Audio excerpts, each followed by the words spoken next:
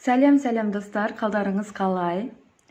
Біраз уақыттан бері видео түсірмей кеттім. Алыс жақтан туысқандарымыз аяқ астынан келетін болып қалып, үйге кішкене жиын-терін қылып, әктейтін краскілейтін краскілеп, жаңа заттар алып деген сияқты.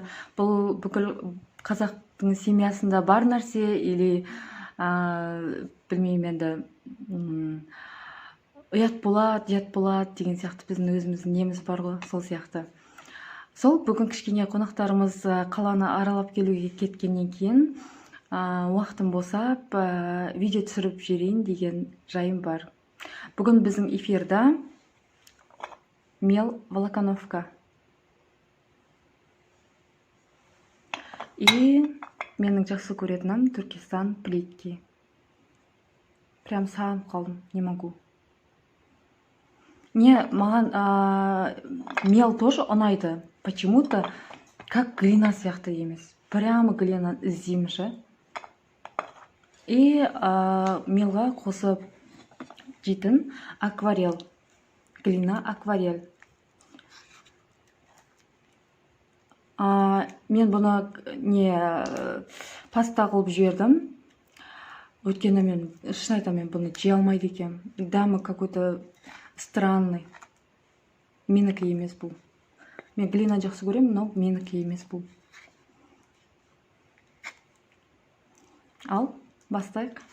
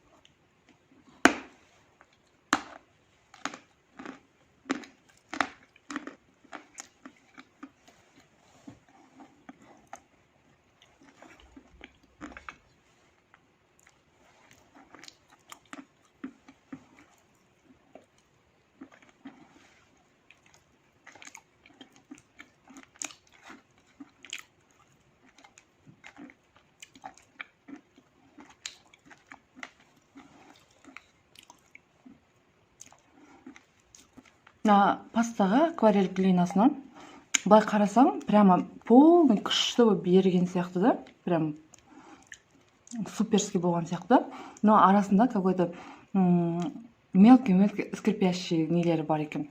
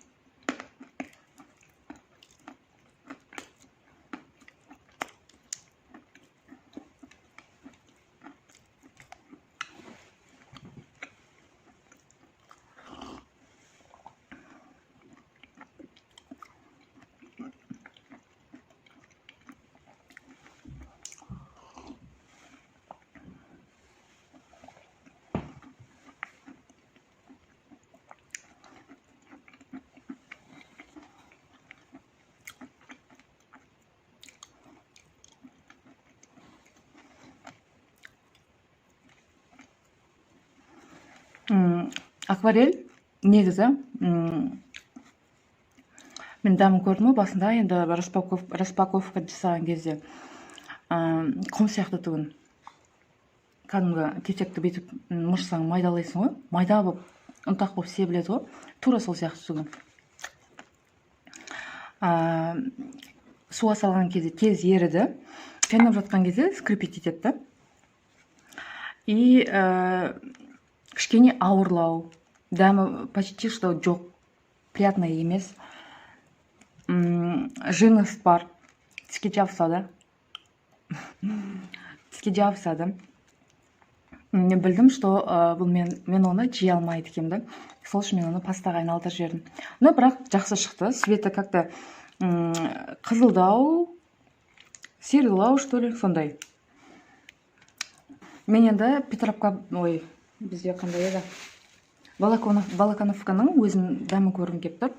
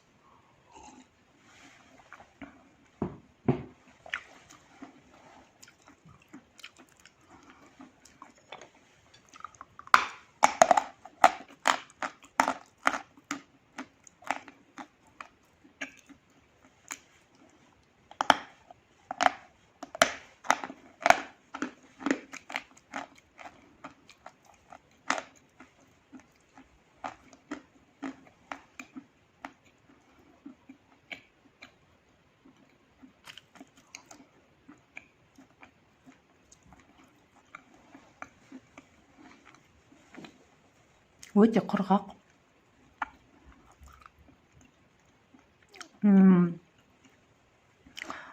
Крупинкалар прям до конца.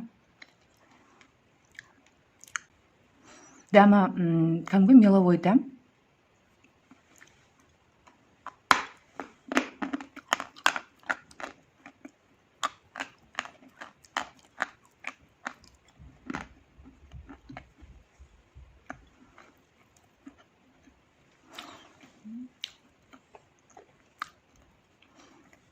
Особо пыльный емес, вроде бы.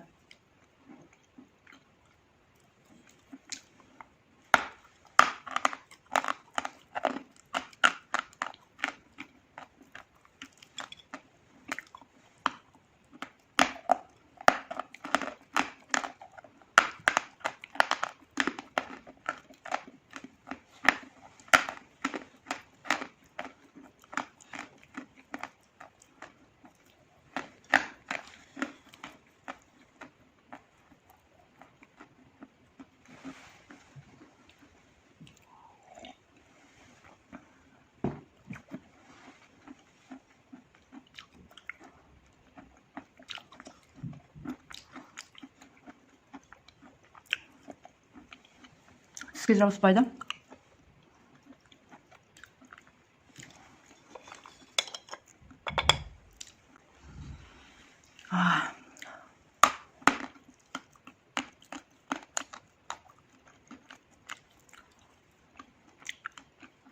Туркестан плитки.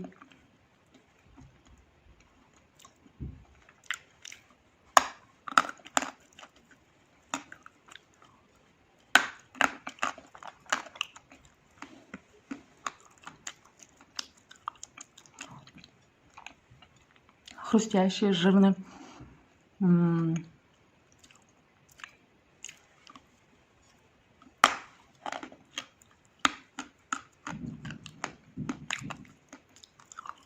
Қап-қатты.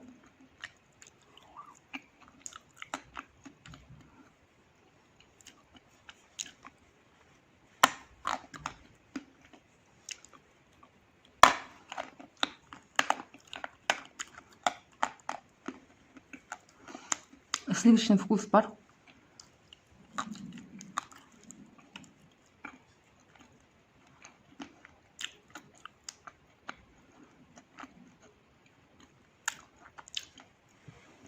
И бір жақсы жері, негізі Туркестан плиткалар былай болып келеді. Мынандай глыб болып келеді да, осылайынан. Примерно осындай, былай. Когда жаңағыдай раскол тетесің ғой, например, мына жерінен бөлсең, тура осындай ровно, сол үшін де плитки деп аталады шығар, бірақ білмеймін. Әйтеуір мына жерінен бөлсең, тура осындай екеуі шығады ғой осылайда. Сонысы ұнайды да, прям.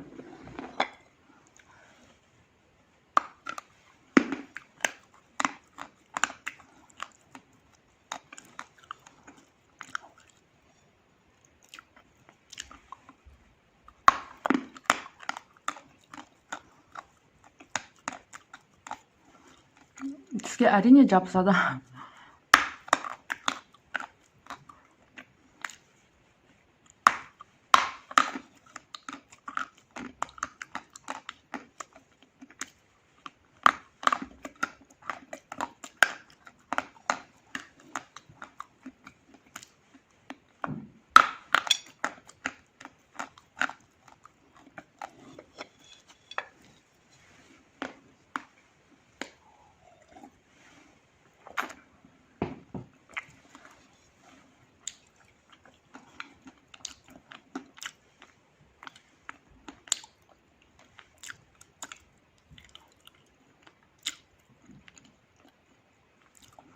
Ең жақсы көретін глиналарым бірі.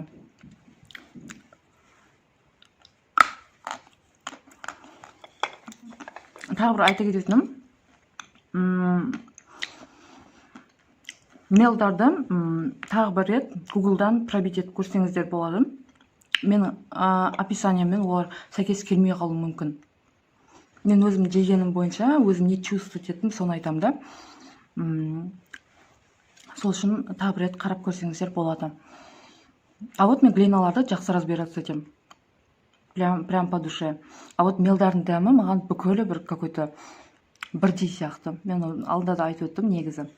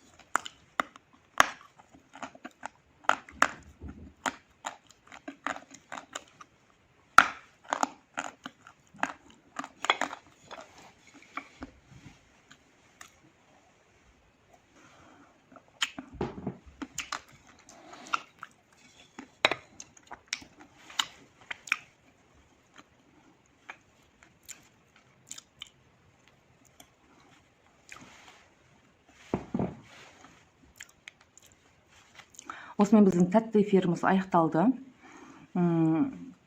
Сіздермен болғаныма мен өте қуаныштымын. Сау саламатта болыңыздар.